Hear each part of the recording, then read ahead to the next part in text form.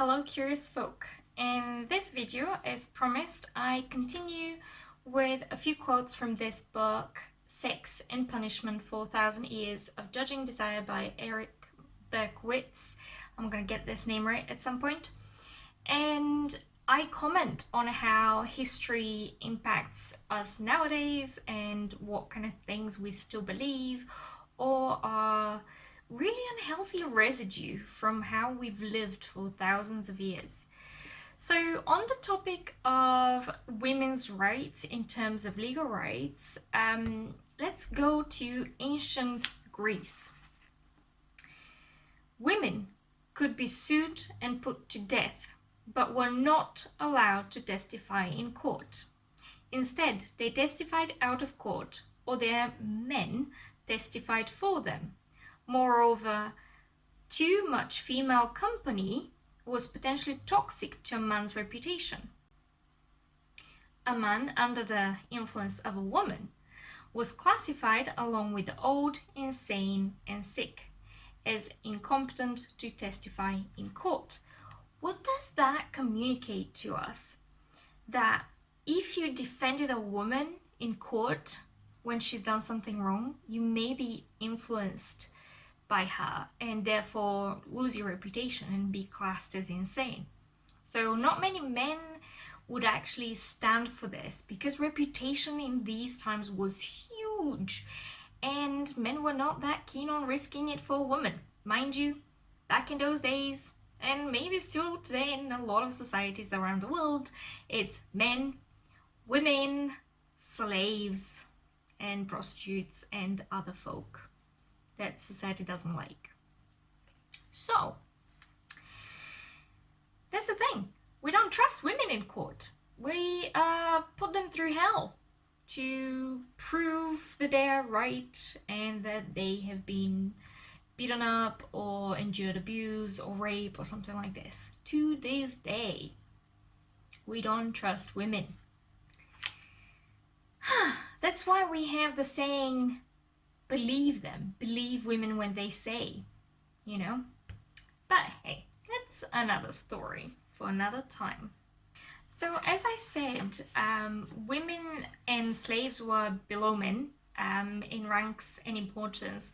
And the thing is, if women were not allowed to testify in court and men had to go to court to testify, then have a note of this one. As the law held that a slave's testimony was only allowable if obtained by torture, the best thing to do, he added, was to inflict pain upon her and hear what she had to say. So that was in line with a court case where a slave was a witness and they were like, oh no, we can't trust her unless we torture her and extract the information through torture. I don't know what that would say about our current practices with torturing people that have been captured in war and extracting information from them. I'm a sex educator, not a war expert, but there you go. So they didn't even trust slaves to testify. They were lower than humans, and that would take me to something that I think is really important in understanding how we treat women to this day and how we blame victims of violence. So, Rome put its prostitutes on the same level as actors, animal fighters, and gladiators. All were marked with infamia. I don't know whether I'm pronouncing these Latin words right, but let's go with it.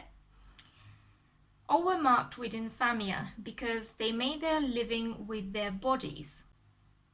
As people who were used and leered at, they were living affronts to the dignitas of Roman citizens and were open to physical abuse. Protection from corporal punishment marked citizens from non-citizens, particularly slaves.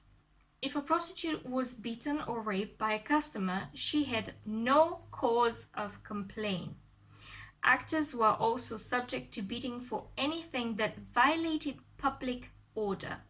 Gladiators whose business was violence were reduced to the vulnerability of slaves when they took an oath to suffer branding, beating, and death. Living at such a reduced level, these infames were barred from doing anything other than plying their trade. They were not allowed to join the army, hold public office, or marry free-born Romans.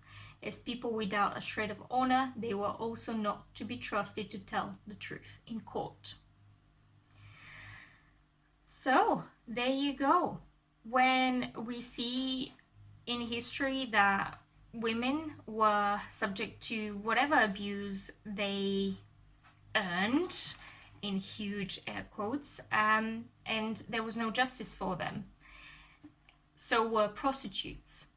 And the next interesting thing in here is how we still to this day think of women. There is something called the Madonna whore complex that Freud came up with.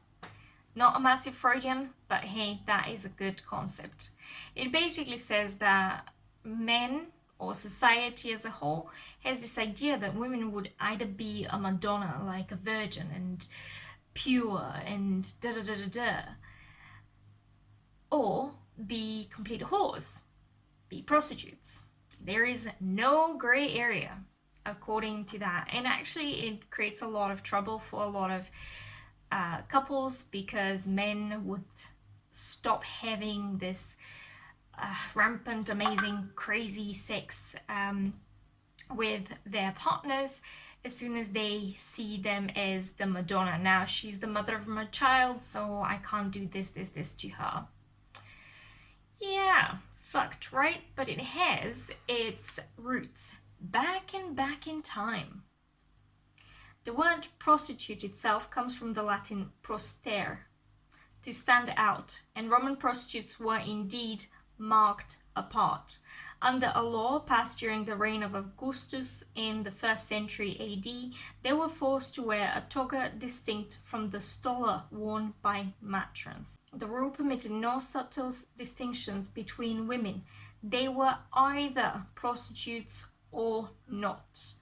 Prostitutes were also registered by the state, not out of health concerns, but to prevent downward migration by upper-class women through licentious behavior. Membership on the list lasted a lifetime, which is really interesting, and I'll go into in another video. But think about it. So you're either a prostitute or not. So you're either a prostitute or a noble woman, and if you're a prostitute, you wear special clothing, and that distinguishes you from women that are off limits by the law. And if you're wearing a certain type of clothing, then you're free game for anyone to beat you and rape you and shit. Whoa, doesn't that sound like when women get raped and they get the question of, what were you wearing? They were wearing what? Clothes that they liked and they wanted to wear, but what was this communicating according to other people? So there we go. History.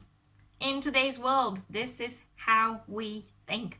Women are either whores or Madonnas, and if they're whores, then we can do whatever we want with their bodies, and we judge them based on how they are clothed. And of course, women are not trusted in court, especially easy women, to use modern language.